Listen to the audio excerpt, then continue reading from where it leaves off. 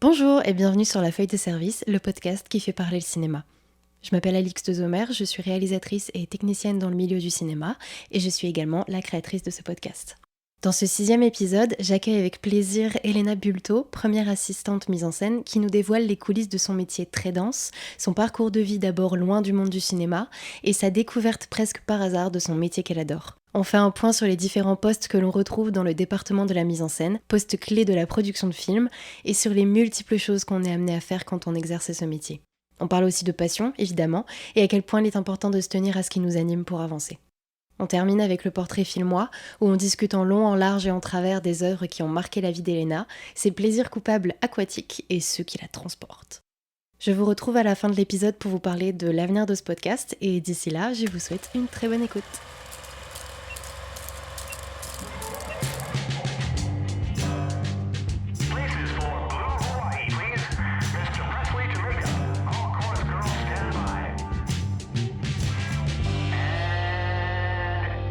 Bonjour Elena. Salut. Comment ça va ? Ça va et toi ? Ça va. Merci beaucoup d'avoir accepté mon invitation. Merci à toi. Comme je te disais tout à l'heure en off, je trouve l'idée vraiment chouette et ça me fait plaisir d'y participer. Trop cool. Du coup, allons-y, Alonso. Oh mon Dieu. Non, je soutiens cette phrase. Parce qu'on est un peu des vieilles finalement. Ouais. Est-ce que tu pourrais te présenter ? Bien sûr. Alors, moi je m'appelle Elena, j'ai la bonne vingtaine maintenant. Pour pas dire que j'approche les 30 doucement.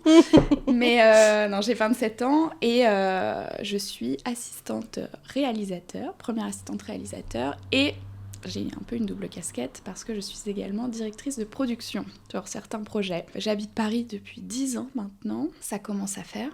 Et parce que je suis venue tout bonnement du nord de la France pour faire mes études, à Paris. Et petit à petit, je me suis retrouvée à faire ce métier depuis quelques années maintenant. Est-ce que tu pourrais préciser sur quel genre de production tu travailles ? Alors, je travaille sur beaucoup de choses différentes.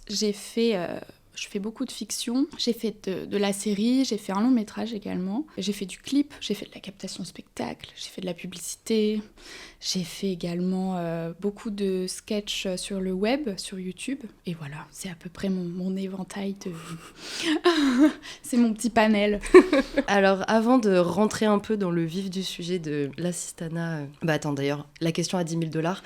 Toi, tu préfères dire assistante réelle ou assistante mise en scène ? J'avoue que j'ai pas de préférence. J'avoue que quand je me présente, par exemple en signature de mail ou à l'écrit, je vais plutôt dire mise en scène. Et dans le langage courant, quand on parle vite, quand on explique ce qu'on fait, je vais dire ouais, je suis assistante réelle. Disons que je trouve que mise en scène, c'est une façon beaucoup plus jolie de l'annoncer que réal, où on comprend pas forcément ce que ça veut dire, alors que la mise en scène, ça parle plus ou moins à tout le monde. Puis je trouve que ça traduit un petit peu plus ce que tu fais Bien dans sûr. ce métier, parce qu'assistant réal, tu peux te dire que qu'on t'es est l'assistant du réalisateur. réalisateur, ouais. Et ce qui n'est pas... les gens, ils pensent que c'est ça, en plus, en Ouais. général. Après, voilà, le fait d'assister, c'est pas du tout péjoratif. Non, non. Mais c'est vrai que quand on explique notre métier, on se rend compte qu'on n'assiste personne, finalement. Ouais. T'assistes le film, oui. La mise en place du projet, ça. Quoi. On assiste aussi le réalisateur dans quel...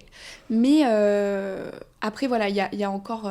quand on développe un peu plus, on se rend compte qu'il y a différents grades, entre guillemets, d'assistants dans la mise en scène, quand on travaille sur des films qui ont le budget.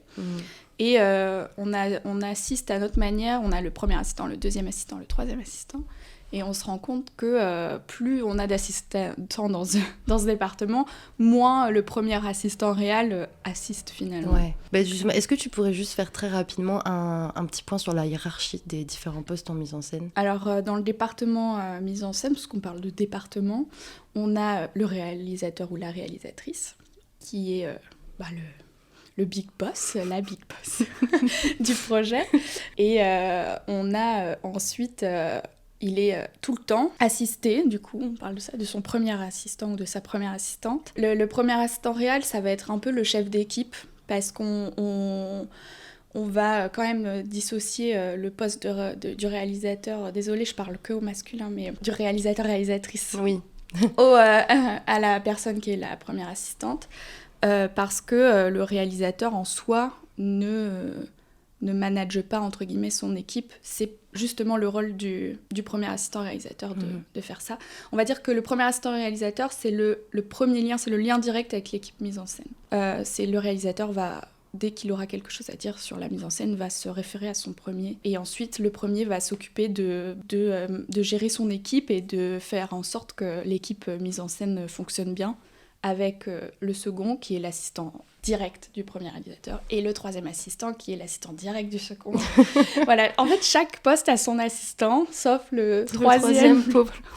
Ouais, alors pauvre loulou, ouais. Mais on commence toujours. Sauf quand il y a un stagiaire. C'est ça. Ouais. Mais là, dans encore ces cas-là... plus pauvre loulou. Encore plus pauvre loulou, parce que c'est vraiment... Après, c'est passionnant quand on démarre tout de suite en mise en scène, même quand on est stagiaire ou troisième. Moi, je trouve que tous les postes en mise en scène sont hyper intéressants. Et le poste de troisième, je le trouve chouette pour commencer. Et il y a même des gens qui sont troisième très longtemps. Mais on expliquera peut-être après. Mais c'est vraiment la personne qui est le plus en lien avec le casting, avec les comédiens. Et humainement, je trouve que c'est un beau métier. Bah du coup, allons directement dans le vif du sujet. Pourrais-tu expliquer en quoi consiste ton métier ? Mon métier, l'assistanat réal, donc du coup c'est un métier qui est très important sur un tournage parce que c'est la personne qui va tout organiser d'un point de vue mise en scène. C'est la personne qui va créer, définir le plan de travail. Donc le plan de travail, pour expliquer, c'est un document qui a l'air incompréhensible vu de l'extérieur quand on ne sait pas ce que c'est. C'est un tableau avec plein de chiffres, de lettres, voilà. Et c'est ce qui va définir un peu le tournage en lui-même. Et donc l'idée, c'est que quand un assistant réal arrive sur un projet, c'est soit le réalisateur qui l'a contacté, parce que ça arrive très souvent qu'un réalisateur ne travaille qu'avec...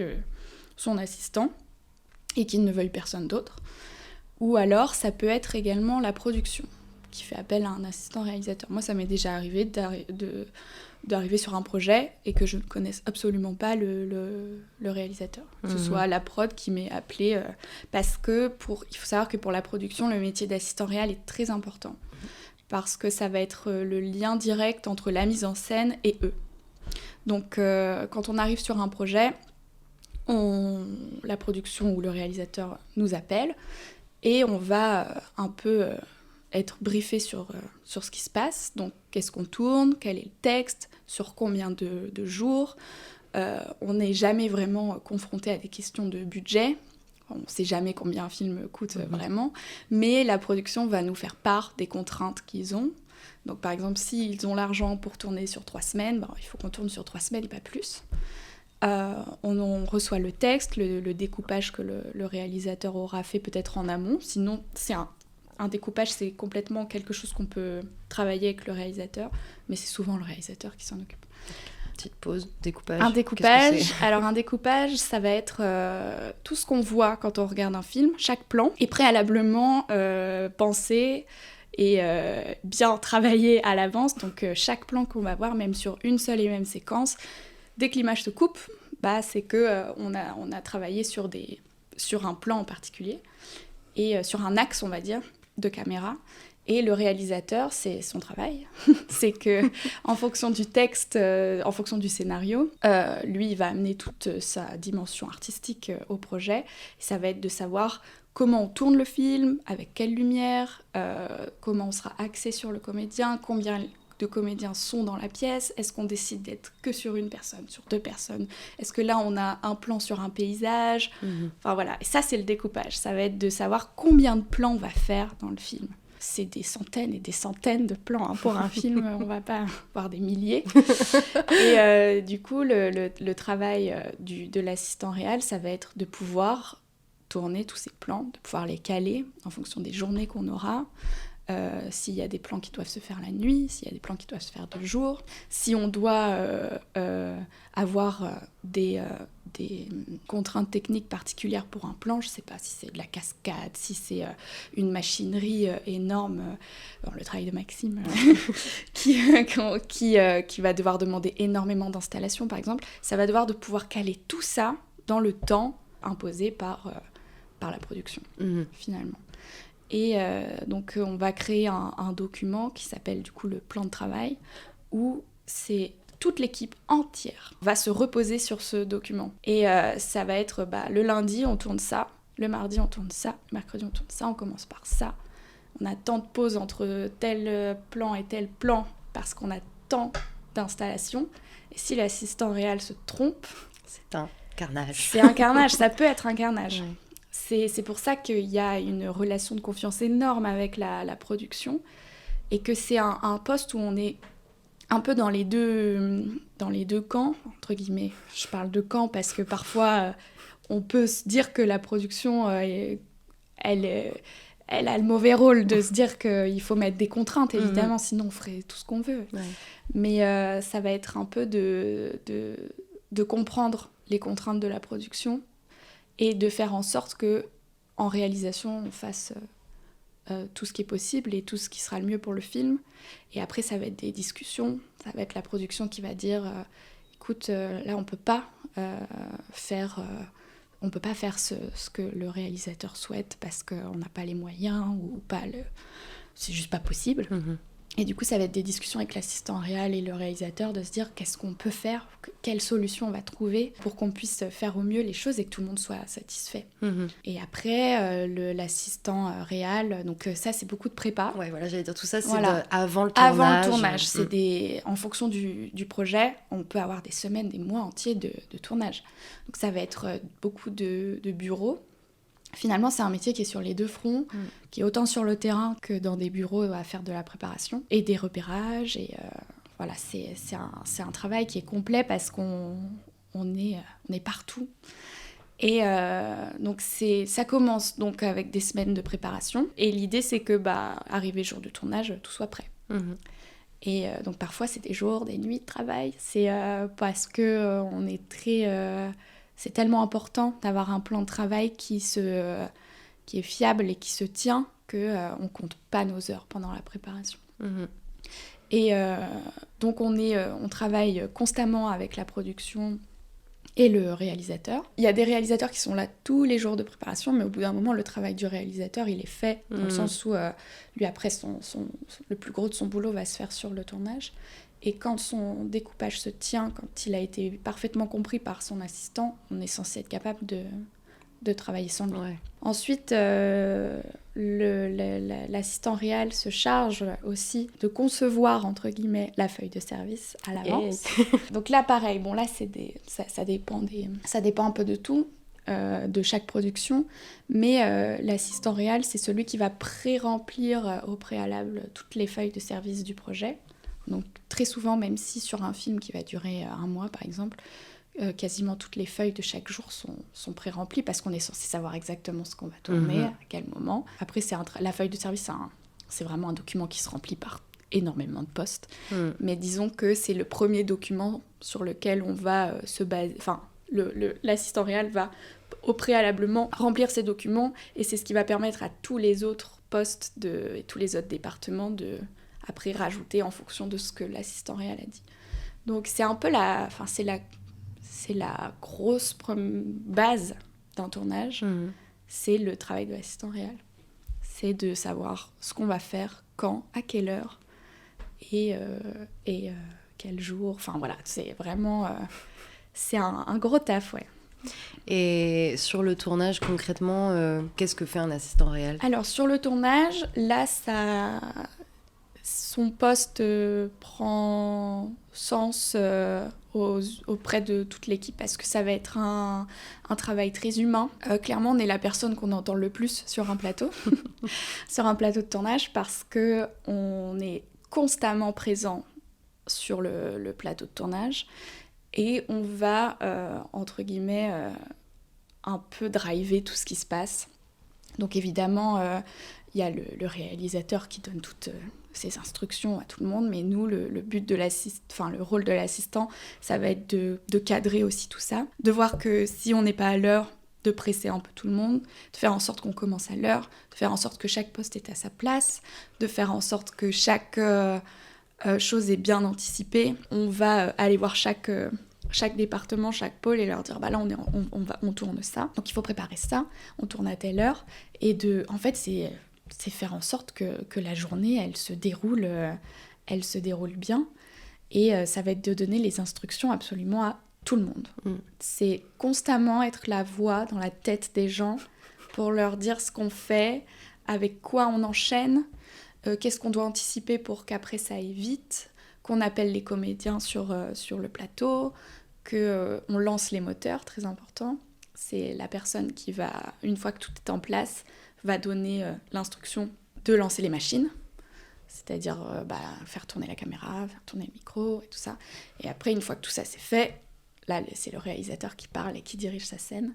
Une fois que c'est coupé, on coupe. Et pareil, on reprend son travail pour dire allez, on enchaîne, soit on la refait, soit on... Voilà. Et si on trouve que c'est trop bruyant sur le plateau, on va dire aux gens de faire moins de bruit. C'est un peu... Il y a beaucoup d'assistants réels qui crient beaucoup. Parce que c'est des grands plateaux, c'est beaucoup de gens, et donc c'est un métier où il faut avoir de la voix, où il faut qu'on nous entende. Faut s'imposer C'est vraiment c'est un métier où il est important que qu'on se fasse entendre, et si on n'est pas à l'aise avec ça, c'est vrai que c'est un peu compliqué de se faire écouter, et puis de se faire... J'aime pas trop dire ça parce que c'est pas... C'est rarement le cas, mais de se faire respecter. Je trouve que globalement, sur les projets que j'ai faits, il y a du respect sur tous les tournages que j'ai pu faire. Mais c'est vrai que parfois, on peut être un peu la rouleau de service, quoi. Ouais. Parce qu'on va aller dire à des équipes qui font déjà leur max d'aller plus vite, de se dépêcher. Et ça va être aussi des façons de le dire, d'aller voir les gens. Et si on leur dit, grouille-toi, non, ça se fait pas comme ça. Mais ça va être, Parfois, on a l'impression qu'on va dire aux gens qui font pas bien leur travail, alors que pas du tout. Et il y a des gens qui peuvent le prendre un petit peu... Il y a des trucs d'ego de toute manière. Sur exactement. le tournage, c'est toujours un peu... C'est ça. Donc ça va être la personne qui manage un peu toutes les équipes, et qui va faire en sorte que tout le monde soit en harmonie. C'est un peu un chef d'orchestre. Ouais, quoi. J'allais le dire justement, moi c'est un peu le terme que j'utilise en général pour expliquer. C'est genre en mode, t'as tous tes... Il y a tous les départements, et il faut que tout le monde soit en harmonie. Et il faut que le réalisateur aussi... n'est pas à faire ça. Moi, il y a toujours ce truc où quand j'entends le réalisateur monter la voix ou être un peu perdu à regarder un peu partout, je me dis, oula, c'est que ça va pas. Il faut que j'aille le voir, qu'on reprenne les choses, et que le but, c'est que le réalisateur ne sente pas et que les comédiens, surtout, c'est important, sentent pas qu'il y a trop d'agitation, et que il faut que tout soit bien organisé sur un tournage. L'assistant réel, je trouve, c'est un peu une éponge quand même à stress, on va dire.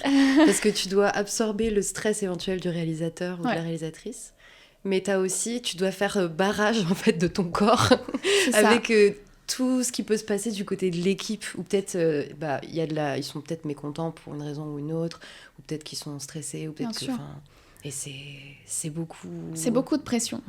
C'est beaucoup de pression parce que s'il y a quelque chose qui va pas sur le tournage, on va avoir tendance à toujours venir nous voir, nous, en premier, pour nous dire que quelque chose ne va pas.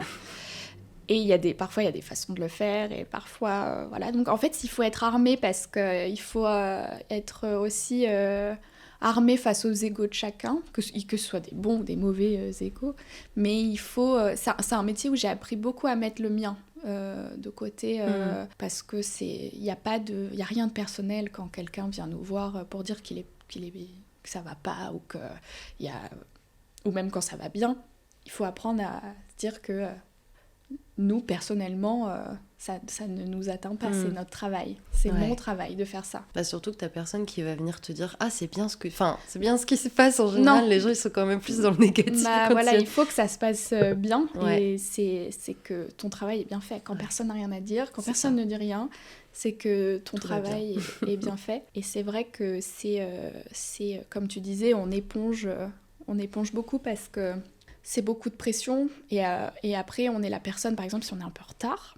Le but, c'est qu'on ne le soit pas. Donc ça, c'est tout le travail, parce que sinon, ça veut dire heures supplémentaires et ça veut dire que la production pas contente, parce que ça veut dire payer les gens quand on va trop loin dans la journée, parce que ça peut arriver qu'on ait eu plein d'imprévus. Par exemple, on doit tourner une scène à l'extérieur, il devait faire beau, il fait pas beau. Qu'est-ce qu'on fait ? On prend du retard. Il y a certains matériaux qui peuvent pas aller dehors sous la pluie. T'as l'équipe caméra qui va dire c'est pas possible, on peut pas mettre la caméra sous la pluie comme ça, faut prendre du temps. Donc du coup, ça va être des discussions à l'instant T avec la production. Il pleut, qu'est-ce qu'on fait ? Est-ce qu'on se dit qu'on va avoir du retard ? Souvent, c'est on voit et on essaye de rattraper le retard. Donc après, il y a tout cette gym un peu à faire, et ça arrive aussi qu'on se dise on tournera pas cette séquence là aujourd'hui, on la décale. Ça veut dire que le soir c'est des gros points, des grosses réunions où on repense un peu le plan de travail. Il faut savoir qu'un plan de travail ça bouge tout le temps, sauf quand on tourne en studio. Mais c'est un document qui va bouger en fonction des imprévus. Moi j'ai fait un tournage là d'une série en septembre. On a eu une tempête, la dernière tempête là, qui a touché la France en septembre. Je sais plus, elle avait un prénom aussi. Et nous, on était en plein dedans. Et dans les champs, on tournait vraiment quasiment qu'en extérieur. Et on a dû switcher, quasiment intervertir 2 semaines entre elles. Et se dire que... moi, ça a été du rattrapage de plan de travail jusqu'à 1h du matin. De se dire comment je fais. Je devais tourner cette séquence-là demain, mais je peux pas, sinon mon équipe se fait foudroyer par un éclair en plein champ. En plus, on a des piquets en alu et tout ce qui est bien pour attirer la foudre, tu sais. Et, genre des tentes, tout ce qu'il faut pas avoir, tu sais. Donc, rassuré. Voilà. Et après, il y avait des gens qui, par exemple, la machinerie qui venait me voir et qui me disait c'est trop dangereux, on peut pas installer ce genre de dispositif. Ok. Et là, ça va être de garder son calme et de dire très bien, on va trouver une solution. Alors qu'à l'intérieur, c'est... Et à l'intérieur, ça boue. Et un assistant réel ne peut pas montrer qu'il est paniqué. Moi, il faut toujours savoir garder son calme et se dire il y a toujours des solutions à trouver. Si un assistant réel est paniqué... Ça, c'est horrible parce que tu transmets ça à toute l'équipe. Tout le monde. Et genre, c'est la catastrophe. Ouais, parce qu'on est un lien... on est le lien entre ce qui se passe sur le plateau, je veux dire, sur ce qu'on raconte à la caméra, avec toute l'équipe. Et il y a aussi quelque chose que j'ai pas dit, mais l'assistant réel est censé pouvoir répondre à toutes les questions qu'on lui pose sur tout ce qu'on doit tourner, tout ce qui... Même il doit savoir le lendemain exactement tout ce qui se passe, donc son plan de travail, il faut l'apprendre par cœur. Et si le chef électricien vient nous voir et nous dit on est dans quel axe exactement là pour savoir si ça je vais le voir ou pas dans le cadre, alors que rien n'est installé encore et que je n'ai pas le cadre que je ne vois pas encore le cadre, je suis capable de pouvoir répondre à cette question. Donc t'as aussi tout ce qui est plan au sol en tête et machin. Voilà, on est censé savoir exactement comment chaque plan va être construit et où la caméra sera exactement. Après, il y a toujours des petits ajustements de dernière minute, de se dire non, là finalement ça marche pas et tout ça. Mais par exemple, on est la personne qu'on va venir voir pour dire bon, Elena, du coup, c'est quoi le prochain axe, c'est quoi le prochain plan ? Et je vais devoir dire la caméra elle est là. Et après, tout le monde fait son travail autour de ça. Après, il y a quand même... le plan de travail, c'est quand même un document que tout le monde est censé étudier avant le tournage parce qu'on l'envoie bien à l'avance. Notamment tous les chefs de poste doivent savoir exactement ce qu'on va tourner. Et il est moi j'ai déjà travaillé avec des chefs de poste qui, quand on arrive le matin, ils savent tout ce qui va se passer dans la journée. Ils sont très très au courant. Et ça, c'est très agréable parce qu'on ne doit pas toujours aller voir tout le monde. Et faire un petit point sur faire un point. Alors. Et est-ce que tu as un rôle à jouer en fin de projet ? Tu veux dire une fois que c'est... Une fois que le tournage est terminé, non. Est-ce que tu as quelque chose à... Non, tu rentres chez toi et tu dors. Ouais. Là, c'est vrai que le travail d'assistant réel se termine au clap de fin. Bon, il y a des petites traditions sur les tournages. Et l'assistant réel est celui qui annonce souvent... les derniers, donc par exemple c'était le dernier plan de tel comédien, tout le monde applaudit, c'était le dernier plan de, voilà, et quand on dit eh bien c'était le dernier plan, on remercie toute l'équipe, c'est une annonce de l'assistant réel, très souvent, c'est une petite tradition. Et son travail se termine là. Après, il fait la fête, voilà, et il va dormir. Mais non, c'est vrai qu'après, sur toute la post-production, l'assistant réel n'a aucun rôle à jouer. Ok. Est-ce que tu pourrais expliciter un petit peu plus dans tout ça ce que font les seconds et troisièmes et voilà, comment est-ce que eux ils sont dans tout ce petit microcosme. Oui, bien sûr. Alors, un second assistant réel. Bon, alors déjà, il faut savoir que quand on a la chance de pouvoir avoir un second, un troisième, c'est qu'il y a du budget. Ce qui n'est pas tout le temps le cas. Moi, j'ai travaillé que très rarement avec un troisième. Second, oui, parce qu'il y a des projets tout simplement où sans second, c'est pas possible. Le second assistant réel, c'est un rôle pour moi qui est très très important. Parce que, comme je le disais tout à l'heure, le premier assistant doit toujours être sur le plateau. Ce qui veut dire que quand il y a 1 milliard de choses à gérer en mise en scène en parallèle, quand il n'y a pas de second, ça ne peut pas être fait. Donc, par exemple, ça va être anticiper la journée du lendemain, la préparer, parce que, comme je le disais, on a beaucoup d'imprévus et parfois notre plan de travail change. Et ça va être des discussions où le second assistant va être très très impliqué dans ces discussions parce qu'il faut qu'il sache par cœur ce qui va se passer également pour pouvoir anticiper, aller voir pendant la journée les chefs d'équipe, préparer la feuille du service du lendemain. Et ça va être de toujours être aux côtés du premier assistant réel pour être sûr qu'il n'y a rien qui manque, que tout roule en fait pour le tournage. Quand il n'y a pas de troisième, ce qui est souvent le cas, c'est la personne qui va être en relation directe avec le casting et tout ce qui va être HMC. Donc habillage, maquillage, coiffure. Donc ça va être la personne qui va accueillir les comédiens, qui va s'occuper de leur convocation, qui va leur envoyer les messages qu'il faut la veille pour être sûr qu'ils arrivent bien à telle heure, qui va les emmener se faire maquiller, se faire coiffer, veiller que ça prenne bien le temps qu'il faut pour pas qu'ils soient en retard sur le plateau. Ça va être les amener sur le plateau. Enfin voilà, ça va être plein de missions comme ça où il va être en charge de ses propres tâches, on va dire. Et... techniquement, un second, on a rarement des choses à lui dire est-ce que tu peux faire ça, s'il te plaît, est-ce que tu peux faire ça. C'est quelqu'un qui est très autonome dans son travail. Et pour moi, c'est un vrai binôme avec le premier assistant. Et après, ça va être sur le plateau. Et il va être beaucoup sur le plateau. C'est quand on a la chance d'avoir un troisième assistant. Ça va être de relayer les silences, de relayer les moteurs, d'aller voir quand on doit faire du blocage, de bien faire en sorte que tout le monde ait les informations, parce que comme je le disais, le premier assistant il doit toujours être à côté du réalisateur. Et donc quand on travaille sur des grands plateaux, sur des grands décors, c'est quelqu'un qui va relayer les informations à tout le monde. Et ça peut arriver que si le premier assistant il a un souci, que le second puisse complètement prendre la relève 10 minutes sur le plateau. Voilà. À chaque fois que je travaille avec un second ou une seconde, c'est un bonheur incroyable. Ça te enlève du poids des épaules quand même. C'est tellement important.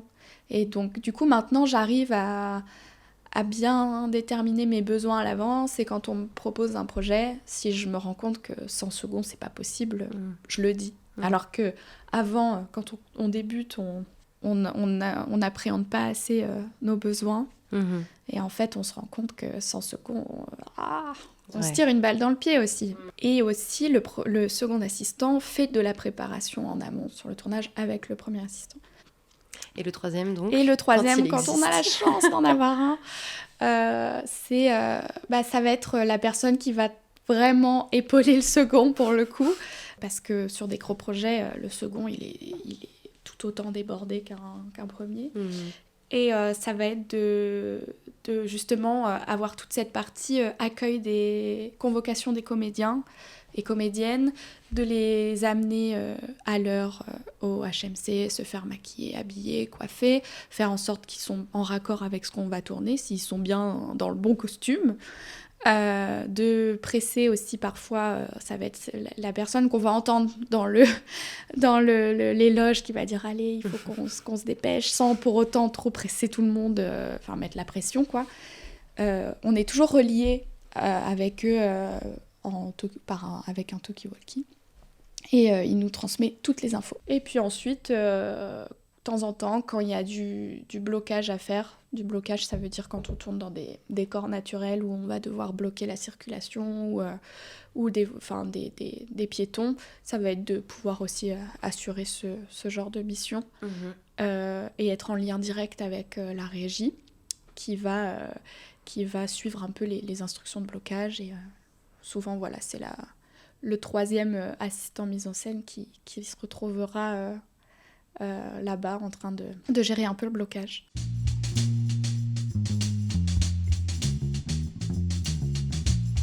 Comment en es-tu arrivée là où tu en es aujourd'hui ? Alors, moi, il faut savoir que je n'ai jamais rêvé de faire ce métier étant enfant. J'étais pas du tout branchée ciné. J'adorais ça, je passais ma vie à regarder des films. Mais l'industrie en elle-même et y travailler, ça ne m'était jamais passé par la tête. Pour moi, c'était mon petit plaisir à d'aller au ciné et tout, mais rien de... Moi, je voulais être institutrice pendant longtemps. Et c'est un peu, tu gères quand tu gères des une classe. Tu gères un peu des enfants finalement. C'est ça. Je rigole. Non. No offense. Non, mais c'est vrai que je voulais être institut pendant longtemps. Du coup, j'ai passé mon BAFA et j'ai commencé à faire plein de centres. Et j'étais beaucoup avec les ados. Et je faisais du théâtre au lycée. J'adorais le théâtre. J'étais plus quelqu'un du théâtre que du cinéma. Du coup, j'ai travaillé dans une EMJC à chaque vacances scolaires et j'animais l'activité théâtre que je faisais avec les ados. J'adorais ça. C'était vraiment ma passion. Et là, je me suis dit, je vais aller faire des études là-dedans, plus dans l'animation socio-culturelle, on va dire. Parce que je voulais faire ça de mon métier. Et j'ai passé des concours, et il y avait un concours à Lille, un concours à Paris. J'ai pas eu celui de Lille, et j'ai eu celui de Paris. Donc la grande question, est-ce que pour aller faire du socio-culturel, il faut que j'aille à Paris? Parce que c'était quand même aller loin, dépenser beaucoup d'argent pour faire quelque chose qui ne suscitait pas forcément d'être à la capitale. Finalement, mes parents m'ont suivi dans ce projet, ils m'ont dit vas-y. Et je suis arrivée à Paris, et là j'ai fait mon année d'études, et je me suis dit qu'est-ce que je fais là? Vraiment, il y a vraiment eu Alors j'ai rencontré des amis incroyables, et c'est une année qui m'a un peu ouvert les yeux sur ce que j'avais envie de faire. Et j'ai eu cette discussion avec ma mère, je me suis dit, ça ne me va pas le social en fait, il y a quelque chose qui me manque. Parce qu'à chaque fois que je leur présentais un projet aux profs, c'était trop culturel pour eux. Ah ouais. C'était pas assez social. Ils me disaient, mais toi, il faut que tu fasses du spectacle, il faut que tu fasses de... Et du coup, je dis, ok, je m'en vais d'ici, quoi. Et je suis partie en licence médiation culturelle à la Sorbonne Nouvelle. Et je suis arrivée là-bas et j'ai adoré tout ce que j'ai fait. Bon, j'ai surtout aimé mes amis là-bas et toute l'activité autour de l'université. Mais les cours aussi, enfin voilà, je me suis vraiment retrouvée et je m'étais spécialisée dans le théâtre et les arts de la scène. Et en fait, à la Sorbonne Nouvelle, il faut savoir qu'il y a une licence de cinéma. Et du coup, on était mélangés avec ceux qui faisaient cinéma. Et en fait, c'est là où je me suis rendu compte, je me suis dit, mais il y a vraiment en fait, des gens qui étudient ça. J'ai eu la révélation très tard, en fait, de me dire, mais toute une industrie, il y a des études. Vraiment, je me suis dit, c'est fou. Et on s'est fait amis avec plein de gens qui faisaient du cinéma. Et en fait, j'ai commencé à découvrir les milieux des tournages, des tournages étudiants. J'allais de temps en temps sur leur tournage, des petits coups de main. Et je me suis dit, j'aime bien ça. Et j'ai vraiment eu cette révélation de « Ah, j'aime bien ». Vraiment, il y a eu j'adore être sur un tournage, je trouve ça trop bien. Et là, j'ai décidé de faire, à l'issue de ça, un master en cinéma et audiovisuel à la Sorbonne Panthéon. Donc, ça reste très théorique, c'est très... je conseille Enfin, je conseille pas ça pour ceux qui veulent que faire de la pratique. J'avais oublié que tu étais aussi dans le master. Ouais, j'étais dans le master. Moi, j'ai beaucoup aimé mon année de master en cinéma parce que ça m'a permis de découvrir le cinéma. Enfin, il y avait des très bons profs là-bas. J'ai eu une approche complètement nouvelle du cinéma. Donc après, c'est beaucoup d'analyse de films, c'est beaucoup de questionnements autour de ça. C'est très théorique. Très théorique. J'ai jamais fait de pratique dans ce master. Sauf on avait un projet à faire à la fin qui là était beaucoup plus pratique. Et là, je me suis dit, ouais, en fait, j'aime vraiment ça, pratiquer. Mais voilà, ça m'a permis d'avoir un nouveau regard sur le cinéma, de l'analyser autant, en fait. Ensuite, je cherchais ce que j'avais un peu envie de faire dans ce milieu. Et je me suis dit que le milieu de la production, ça me plaisait. Et que c'était pas tout à fait différent de ce que j'avais pu faire en médiation culturelle, parce que c'est beaucoup c'est de l'organisation, c'est mettre en place un projet culturel. Là, je me suis dit, avec le cinéma, il y a quelque chose à faire là-dedans. Et je me suis renseignée sur ce qu'était le métier de chargé de production, assistant de production, directeur de production, et je me suis dit, ça me plaît bien. Et je suis partie faire un Master 2 dans la gestion de projets culturels. Donc, arrive en Master 2, on a un stage de fin d'année à faire. Et là, je me suis retrouvée à faire mon stage de fin d'année. J'ai trouvé dans une boîte de prod qui est le Studio Bagel, à l'époque, donc c'était il y a quelques années, où je me suis retrouvée en stage de fin d'année. Et là, j'ai découvert le milieu fou du web. Et aussi, on faisait pas que du contenu YouTube au Studio Bagel, parce que bon, c'est un peu compliqué, je vais pas m'étaler là-dessus, mais maintenant c'est Canal+. Et du coup, on s'est retrouvés à travailler sur d'autres contenus et programmes Canal qui étaient vraiment passionnants. Et en fait, j'ai pu faire de tout là-bas. J'ai touché à de l'émission télé, à de la série très fiction, à des sketchs YouTube. J'ai fait plein de choses et je me suis retrouvée là-bas pendant quelques mois. Et je me suis dit, mais moi, je veux travailler là-dedans. J'étais passionnée par ce que je faisais. Et à l'issue de ce stage, j'ai commencé à travailler, en fait, dans la prod. Ça a été mes premières années, une bonne partie de mes... Parce que je continue encore à faire de la prod aujourd'hui sur certaines choses. C'était la production. Et c'est surtout, j'ai rencontré énormément de gens. Donc, le réseau... c'est très très important. C'est ce qui va constituer un peu tout notre chemin dans le métier. C'est des gens que je retrouve parfois sur des projets, parce que après on mène sa barque, hein, comme on dit, on va un peu de projet en projet. Et en fait, au fur et à mesure du temps, je me disais, je suis très attirée par la mise en scène. Je l'étais déjà quand je faisais un peu du théâtre. Et je me suis dit, dans la prod, j'adore, j'aime bien, mais il me manque ce truc très artistique. Je sais que je me suis retrouvée dans ce milieu parce que je suis très attirée par ça. Et je pense que je l'ai mis un peu de côté pendant quelques temps. Et après, j'ai eu ces discussions avec moi-même où je me suis dit, moi, je veux vraiment toucher à ça. Mais le souci, c'est que je me rendais compte qu'assistant réal, c'était un métier qui me correspondait parfaitement parce qu'il y a de tout. Il y a de l'organisation, il y a de l'artistique, parce que quand on a un bon relationnel avec le réal, il nous consulte pour des choses, on peut donner son avis, on peut résoudre plein de choses aussi d'un point de vue artistique. Et tout le côté organisationnel, moi j'aime bien organiser, j'aime bien...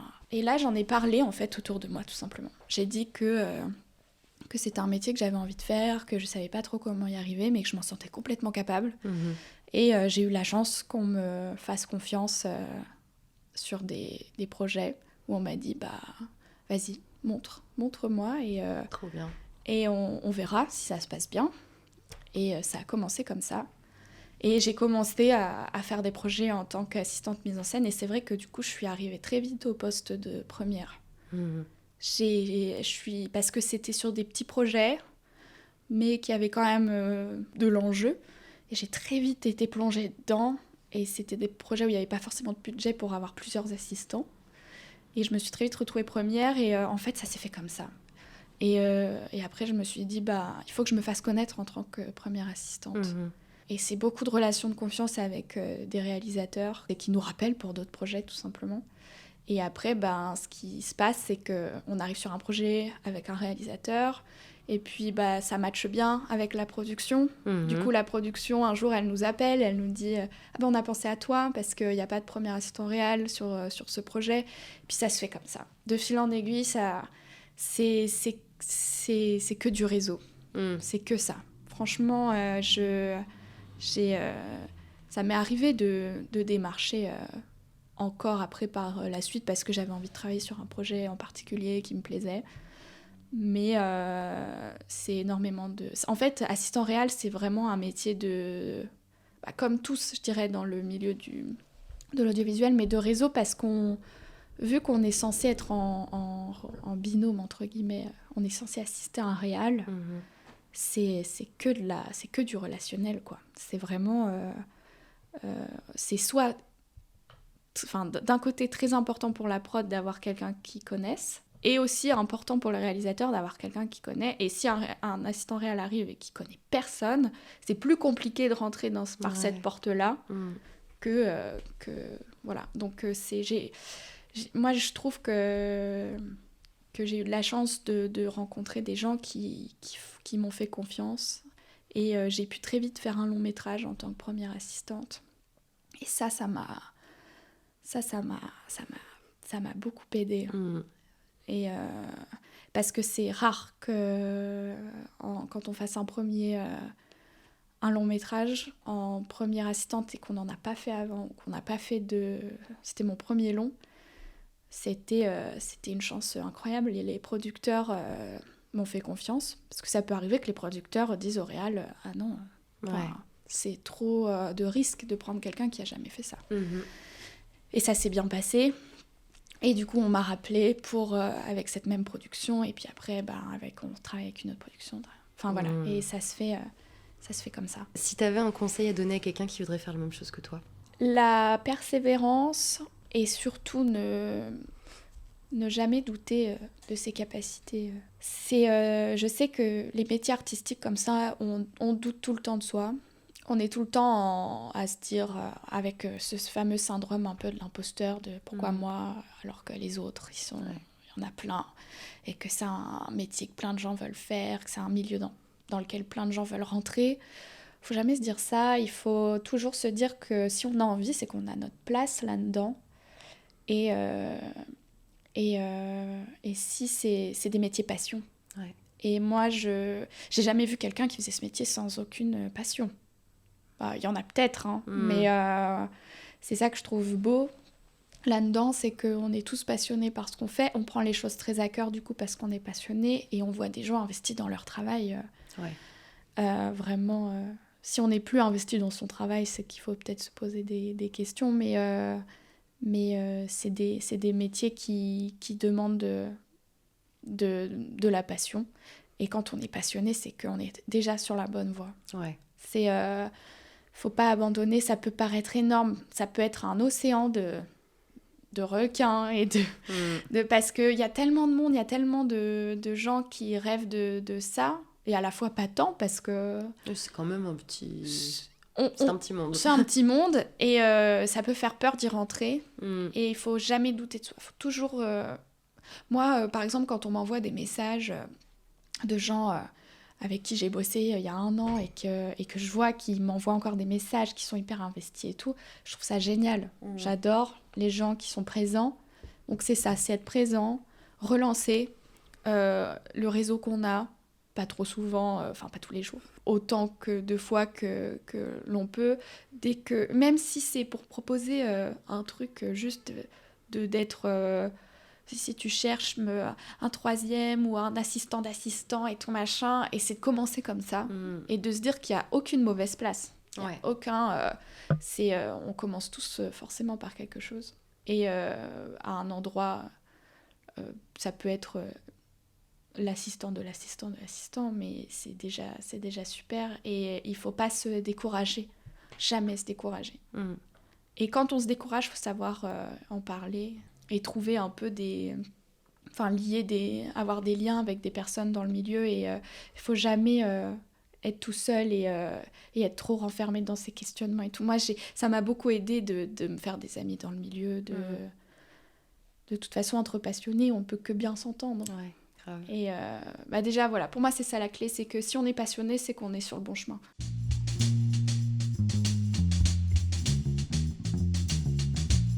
On va passer à la partie la plus fun que tout le monde aime, et que je suis sûre que tu adores. Le portrait filmois. Oui. Donc la toute première question du portrait filmois. Redoutable, quel est ton film préféré ? Voilà, la question que je redoutais. Parce que, comme je te disais, moi, les choses, les films préférés, en fonction de mon âge, de là où je vis, des choses que j'ai vécues et tout, ils changent constamment. Et bon, j'ai vu que ça avait déjà été dit dans ce podcast. Ouais. Mais je crois que mon film préféré, celui où à chaque fois que je le regarde, je me prends une claque alors que je l'ai vu 50 fois, c'est Le Voyage de Chihiro. Ah. C'est pas très original, désolée. Bah non, mais... Non, parce que ça a déjà été dit dans ce podcast. Tu vas pas commencer à dire des... Tu dis tes goûts, c'est voilà, je pense que... ouais, c'est vraiment... je l'ai revu là il y a quelques temps, et il y a un mois, et je me suis refait la même réflexion qu'à chaque fois, et je me dis... Mon cœur, il bat vite, et voilà, je pense que c'est ça qui fait que c'est mon film préféré, c'est que je ressens tellement d'émotions à chaque fois quand je le regarde, et que je m'en lasserai jamais. Et en fait, c'est un film qui regroupe un peu tout ce que j'aime. Du coup, je me sens bien quand je regarde ce film. Trop bien. Donc, voilà, le mot préféré, du coup, prend son sens... comme ça. Mais sinon, il faut savoir que j'en ai plein d'autres. mais voilà. Si je devais en choisir un, ce serait celui-là. Très bon choix. Quel serait ton ou ta réal préférée ? En fait, ça va englober un peu plein de choses. Et c'est très général, mais je dirais que c'est Steven Spielberg. Parce que c'est des films qui m'ont toujours accompagnée toute ma vie, depuis que je suis enfant. Et même quand mes parents étaient enfants. Et il y a vraiment eu cette transmission, je dirais, de l'amour du cinéma par des films qu'il a fait. Et quand je regarde encore du Spielberg aujourd'hui, je me dis que c'est tout ce que j'aime. Et il a traité tellement il est allé dans des mondes et des univers, et il a fait tellement de genres différents. Moi, il y a beaucoup de ces films qui sont dans mes top films, comme tout simplement E.T., Jurassic Park, Arrête-moi si tu peux, c'est un de mes films préférés. Et je me dis, c'est fou parce que à travers tous mes âges, il a su... je dis il a su comme s'il me connaissait, tu sais. Il a su... Ouais, bah ouais. C'est ça. C'est exactement ça. Et c'est un réal multigénérationnel. Et juste pour ça, je dirais que c'est lui mon réalisateur préféré. Enfin, moi, je trouve qu'il a une filmographie qui est dingue. Mais ce que je trouve chouette avec Spielberg, c'est que tu sens qu'il a toujours gardé une âme d'enfant, finalement. Ouais. Et je pense que c'est pour ça que ça parle autant aux enfants, mais qu'aux adultes, parce que ça te rappelle juste ton enfance et tout ce que tu as pu imaginer quand tu étais plus petit et tout. Enfin, je sais pas, il y a toujours un truc très... Dans le rêve et dans tout ce qu'on aime quand on est enfant. Et aussi des sujets très adultes, notamment, il y a un film très marquant, La liste de Schindler, où tu te dis, tu fais E.T. et après tu fais la liste de Schindler. Et moi, c'est ça qui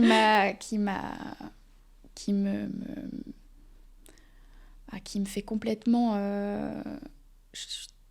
comment dire, je suis tellement impressionnée par ce panel d'émotions qui est et de genre et de style et de tout. Et voilà. Si je devais choisir un préféré, évidemment, après j'en ai plein d'autres. Si je dois parler cinéma français, ce serait Cédric Clapiche, parce qu'on parle beaucoup de cinéma américain. Cinéma français. Et moi, c'est Clapiche qui m'a donné envie de faire du cinéma. Vraiment. Je trouve qu'il est aussi, il a aussi quelque chose de multigénérationnel dans ce qu'il fait, qui parle aussi à beaucoup de monde. Et je me souviens quand j'ai commencé un peu à travailler ou à étudier dans ce métier, je me suis dit, quand je regardais ces films, je me disais, moi, je veux faire ça. Ça, il y avait vraiment ce truc de... C'est le cinéma que j'aimerais un jour faire. C'est ça. Ok. Voilà. Aurais-tu un genre préféré ? Moi, je dirais que c'est genre un bon thriller, tu vois. Un bon drama à suspense. Moi, j'adore ça. Quand je suis là et que je suis accrochée à mon siège et que j'adore les twists, j'adore les films à twist en fait. Et c'est genre quel film par exemple auquel tu penserais là tout de suite? Tout ce qui va être méga genre Parasite, tu vois, ce genre de film.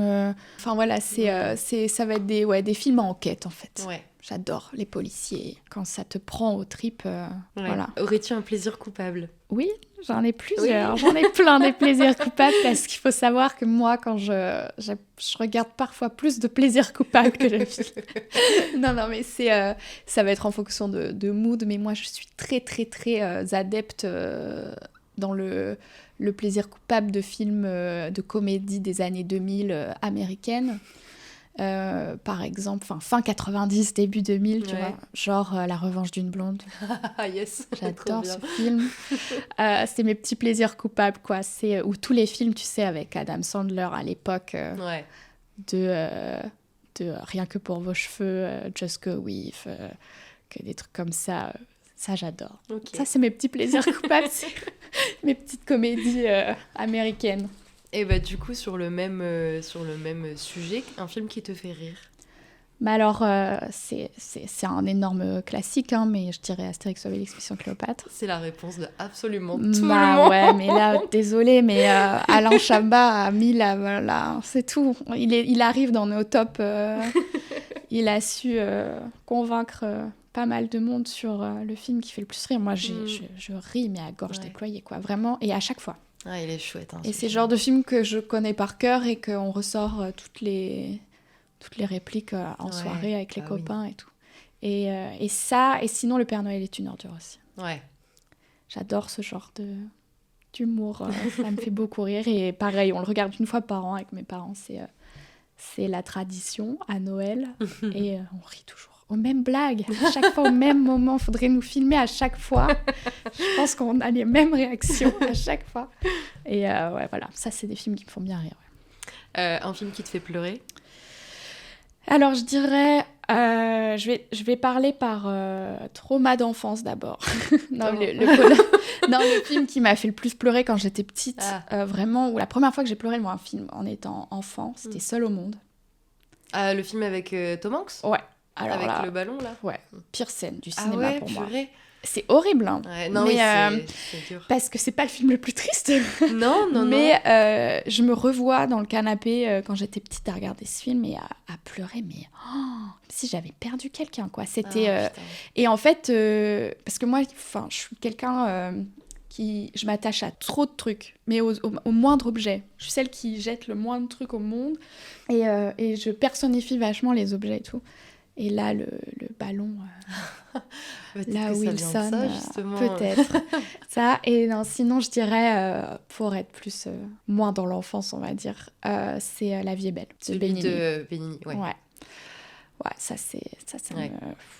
Un autre classique des larmes. Ouais, c'est un classique des larmes, mais ça, c'est vraiment le genre de film qui me fait pleurer, Ouais. Un film qui t'a marqué? Alors, il y en a plusieurs, et c'est des rapports à l'enfance aussi, à chaque fois, parce que quand on est enfant, on peut être très vite marqué par un film. C'est un film que très peu de gens connaissent, mais c'est Le Labyrinthe. De Jim Henson. Ah non, d'accord, je pensais que tu t'allais dire Le Labyrinthe de Pan, mais non, avec David Bowie et Jennifer Connelly. Ah, ok, d'accord. Okay. Alors ça m'a bien marqué. D'ailleurs, j'aimerais beaucoup le revoir maintenant, parce que je pense que la dernière fois que je l'ai vu, j'avais 12 ans. Ouais. Et ça fait vraiment partie des genres de films qui m'ont marqué dans tout. Et en deuxième temps, je dirais Beetlejuice de Tim Burton. Ouais. Mais tu sais que ce film-là, je l'ai découvert il y a vraiment pas si longtemps que ça. Ouais. J'avais toujours entendu parler et j'ai eu vraiment du mal à l'apprécier. Ah ouais? Alors que c'est vraiment Tim Burton, j'ai toujours beaucoup aimé et tout. Mais en fait, je crois que le personnage de Beetlejuice, il m'a... Ah ouais, il est horrible, hein. Ouais. Et je sais pas pourquoi, ça m'a vraiment rebuté plus qu'autre chose. Ouais, du coup, j'étais vraiment en mode... Non, et peut-être que si j'avais vu ça plus jeune, j'aurais été plus dans un truc de « Ah, il est marrant », j'en sais rien. Ouais. Mais là... Ah, c'est vrai qu'il est ignoble. Et là, d'ailleurs, ils ont annoncé le tournage du 2.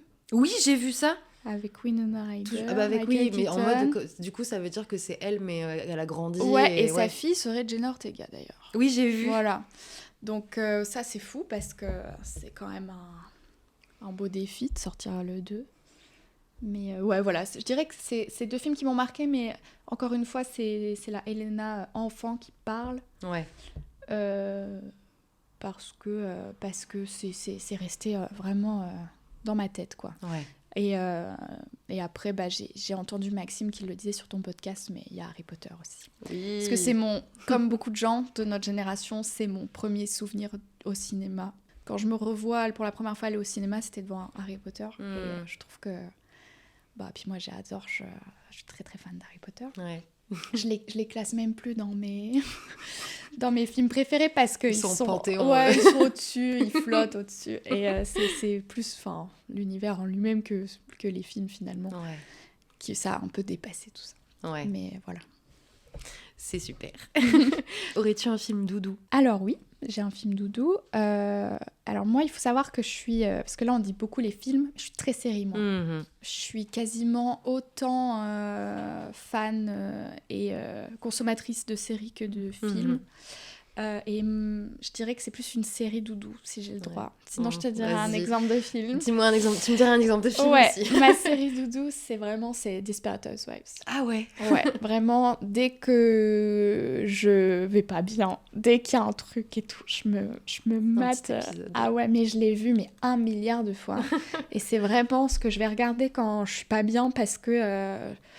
je sais pas, j'ai l'impression que je les connais, c'est un peu la famille, tu vois. Ouais, et donc, du coup, quand je les regarde, je me sens, c'est bon. Ouais. Et il y a vraiment, c'est vraiment plutôt réconfort doudou quand ça va pas. Ouais. Voilà. Et sinon, si je devais dire un film, ce serait Toy Story. Yes. Voilà. Parce que, c'est Toy Story, quoi. Ouais, ça a marqué notre génération. Ouais. C'est sûr. Je peux le regarder 1000 fois, c'est pas un... En fait, un film doudou, pour moi, c'est un film que tu peux regarder 1000 fois et c'est pas grave. Ouais. Tu le connais par cœur, c'est pas ça. grave. C'est pas grave, ça te met dans une sorte de... C'est ta sécurité, ton truc de sécurité, quoi. C'est ça. Ouais. Le film que tu détestes, mais que tout le monde adore. C'est une série aussi. Mais parce qu'en fait, j'ai pas réussi à trouver de film que je déteste. Si, j'ai trouvé. Avatar.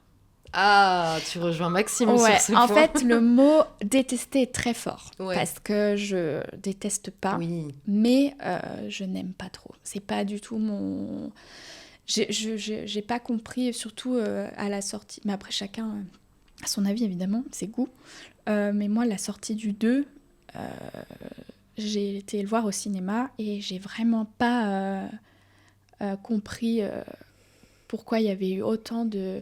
Je suis d'accord que les effets spéciaux, et c'est une technologie qui est incroyable.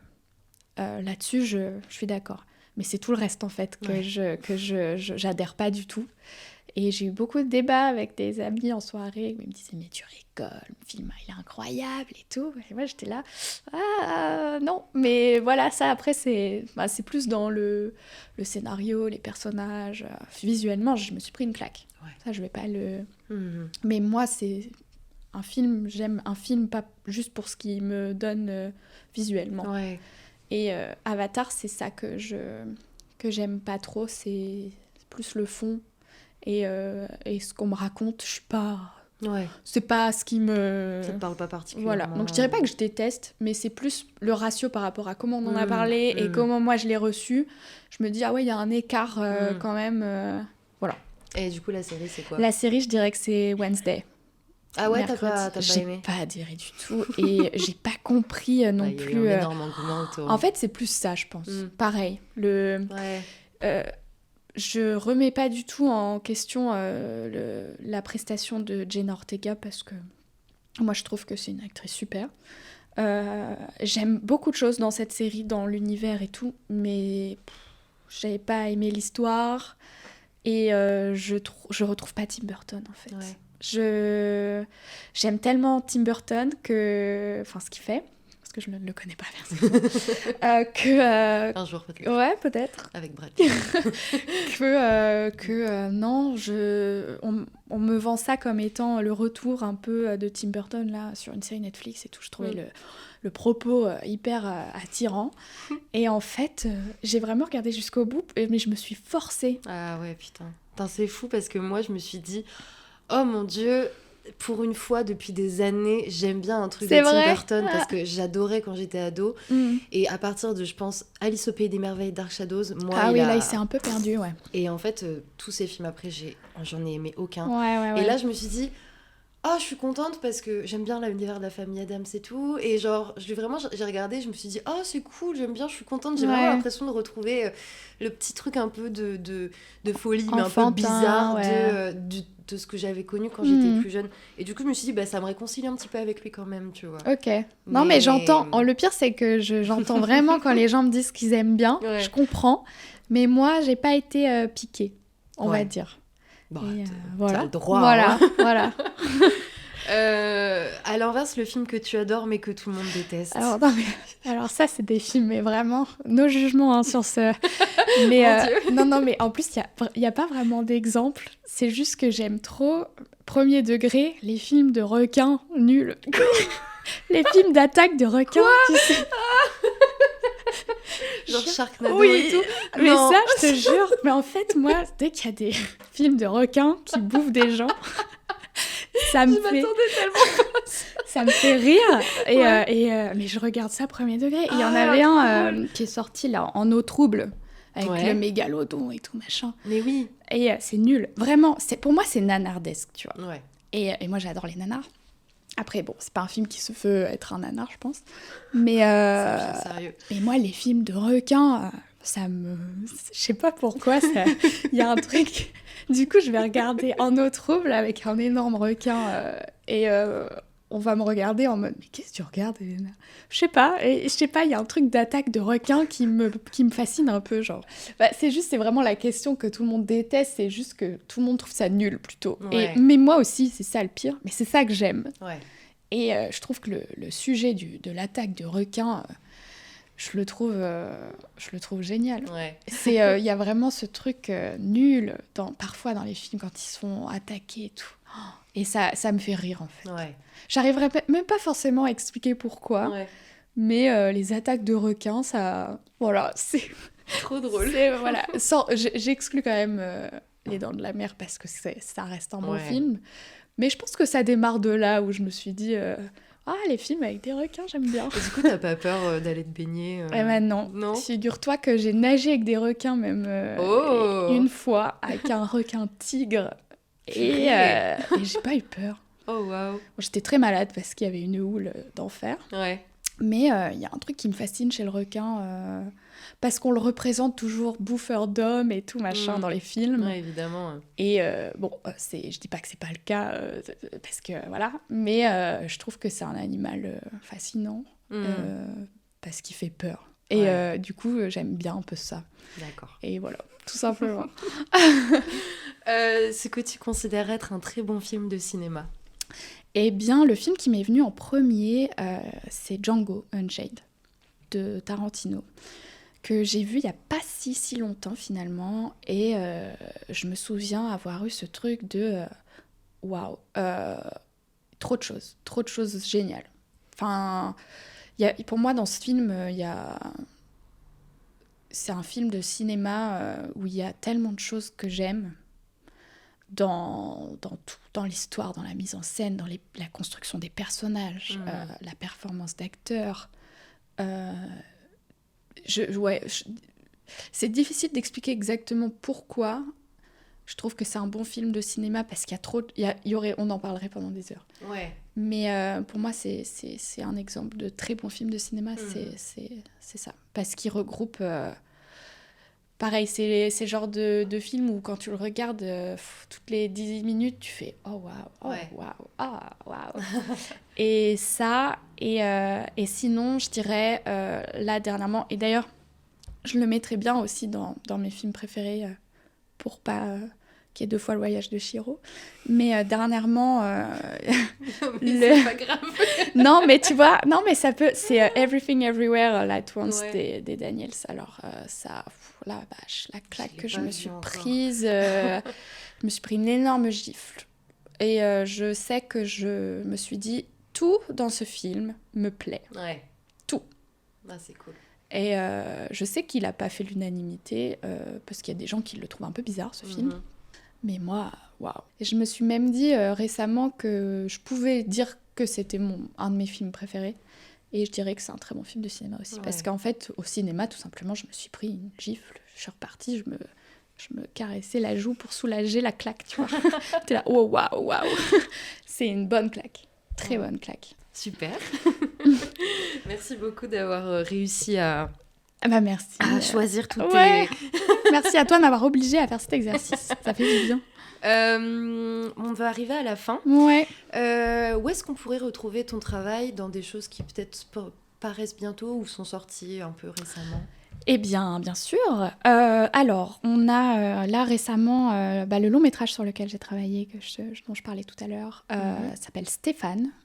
C'est réalisé par Timothée Hochet et Lucas Pastor, produit par Monsieur Poulpe et Vanessa Bria, et il est actuellement sur MyCanal. Ok. Donc vous pouvez aller regarder ça fort parce que on est, enfin voilà, ce film, c'est une très belle histoire aussi d'équipe, une belle histoire d'amour. Le film parle pas du tout d'une histoire d'amour, mais pour moi, en l'ayant vécu en tant qu'équipe, c'était une expérience incroyable. Ouais. Et le film est génial. Le film est super. Moi, je suis très fière de ce qu'on a pu faire et très admirative de où ils ont pu emmener ce projet. Ouais. Et qu'il soit sur MyCanal aujourd'hui. Donc, vous pouvez aller voir ça.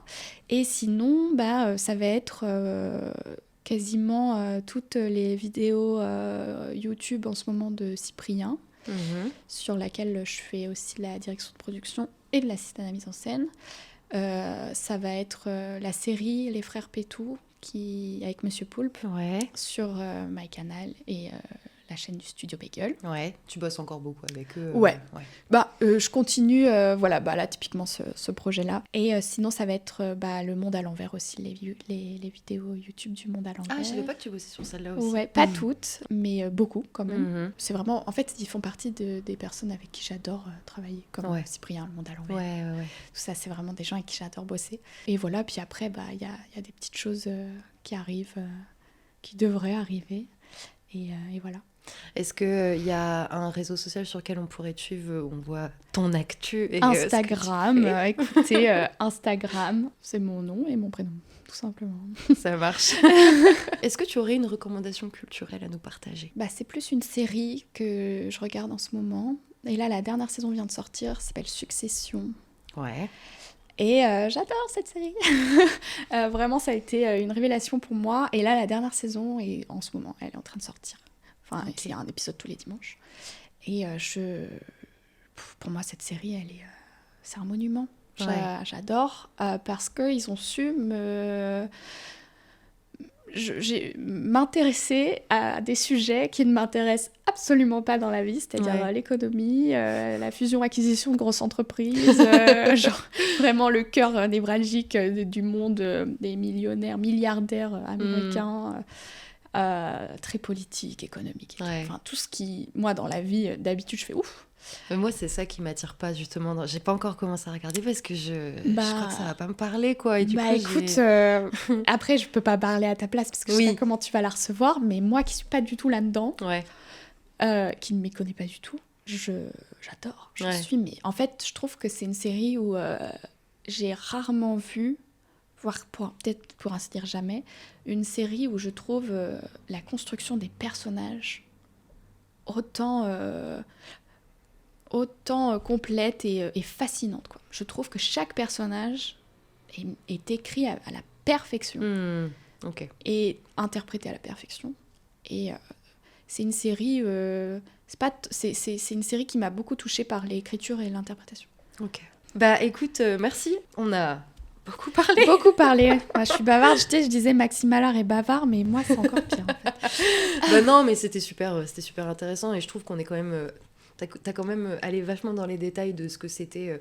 Mais c'est un poste tellement complet et tellement genre... Puis c'est dur d'expliquer vraiment ce qu'on fait. Bah oui, c'est ça, parce que... Enfin, je veux dire, là, on va couper. Je suis sûre que tu vas dire « Ah mince, j'aurais dû parler mais tel c'est truc. » sûr. C'est quoi, c'est sûr. Je te le dis. Je vais t'écrire, je vais dire « Alix, mince ». Mais ouais, j'ai essayé de le décrire comme je pouvais. Après, je pense que c'est un poste aussi où chaque assistant a son caractère, a sa façon d'amener les choses aussi. Je pense que c'est un métier qui est très propre à la personne, même s'il y a énormément de codes et de choses à faire qui sont les mêmes pour tout le monde. C'est un métier qui est tellement... on le façonne en fonction de qui on est. Ouais. Et c'est ça qui le rend encore plus intéressant. C'est qu'une équipe peut dire... ah bah c'est marrant parce qu'avec cet assistant réel là lui il était plus comme ça mais toi t'es comme ça et c'est intéressant c'est un poste qui est très important pour une équipe aussi et c'est un repère pour tout le monde donc c'est aussi une question de personnalité. Voilà. Bah super, merci beaucoup d'être venu parler de tout ça ici merci sur la feuille à de toi. service. Et puis à bientôt. À très vite. Et c'est fini pour aujourd'hui. J'espère que cet épisode vous a plu et intéressé. Moi, je trouve qu'on a fait un bon tour des différentes tâches et enjeux de ce poste absolument passionnant, évidemment. Je n'ai pas pris le temps de vous partager ma recommandation pendant l'enregistrement de l'épisode, donc je le fais ici. C'est la série The Marvelous Mrs. Maisel, ou La fabuleuse Madame Maisel en français. C'est une série qui raconte l'histoire de Midge Maisel, une jeune femme juive dans le New York des années 50 qui se démène pour se faire sa place dans le monde très masculin de l'humour. Les décors, les costumes, le jeu d'acteur et la bande-son sont merveilleux. J'adore cette série et c'est un vrai plaisir de la regarder à chaque fois. Elle a été créée par Amy Sherman-Palladino, qui est aussi à l'origine de la très connue et aimée série Gilmore Girls. Donc voilà, si vous connaissez Gilmore Girls, vous comprendrez à peu près la vibe quand même de The Marvelous Mrs. Maisel, mais transposée dans les années 50. La 5e et dernière saison est actuellement en cours de diffusion sur Prime Video, donc si jamais vous décidez de vous lancer dedans maintenant, il y a un maximum 10 épisodes par saison et la fin est toute proche. Donc ça sera pas une série à rallonge avec la prochaine saison qui arrive dans un an et qu'on sait plus ce qui se passe dedans d'ici là. Voilà, regardez The Marvelous Mrs. Maisel, s'il vous plaît. Il y avait quelques petites choses dont je voulais vous parler avant de conclure pour de bon cet épisode, car aujourd'hui je vous parle depuis un endroit un peu spécial. Pas de placard ou de couette, car cette fois-ci j'ai de l'espace à non plus finir, parce que je suis présentement à Montréal, au Canada, et j'y serai pendant quelques temps dans le cadre d'un PVT, un permis vacances-travail, donc ça sera 2 ans au moins si tout se passe bien.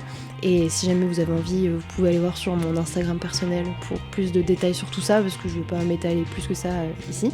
Mais cela dit, vous pouvez peut-être vous demander comment ça va impacter la feuille de service. Eh bien, la feuille de service s'exporte, tout simplement. Et comme je compte toujours travailler dans le cinéma ici, je pourrais inviter plein de nouvelles personnes à parler de leur métier sur Montréal, peut-être même plus largement dans le Québec. Et voyons les choses en grand, peut-être que je parviendrai à étendre mes rencontres jusqu'à la côte ouest du pays, qui sait. Vancouver étant une très grande ville de cinéma, peut-être que... on ne sait pas, on verra. Pour les mois qui arrivent, j'ai quelques entretiens bien au chaud qui sortiront sur le même calendrier qu'habituellement, donc toutes les 2 semaines, et je vous prévois des épisodes spéciaux pour la période estivale. J'espère que ça vous plaira, et moi comme ça me donnera le temps de travailler sur la suite pour la rentrée, et puis aussi de visiter un petit peu mon nouveau pays d'adoption par la même occasion, quoi. En tout cas, merci d'être toujours plus nombreux et nombreuses à écouter ce podcast. J'ai plein d'idées pour le faire grandir et j'ai hâte de la suite. Pour me filer un coup de pouce et aider la feuille de service à se faire connaître, n'hésitez pas à mettre des petites étoiles d'appréciation sur votre application d'écoute, à vous abonner pour ne pas manquer les nouveaux épisodes dès leur sortie, et vous pouvez aussi m'écrire un petit mot sur Instagram, @fds.podcast, sur Spotify dans la section questions-réponses, ou encore dans les commentaires sur Apple Podcasts. Je vous retrouve dans 2 semaines avec un nouvel invité et on restera dans la mise en scène parce que je discuterai cette fois-ci avec un script. À bientôt!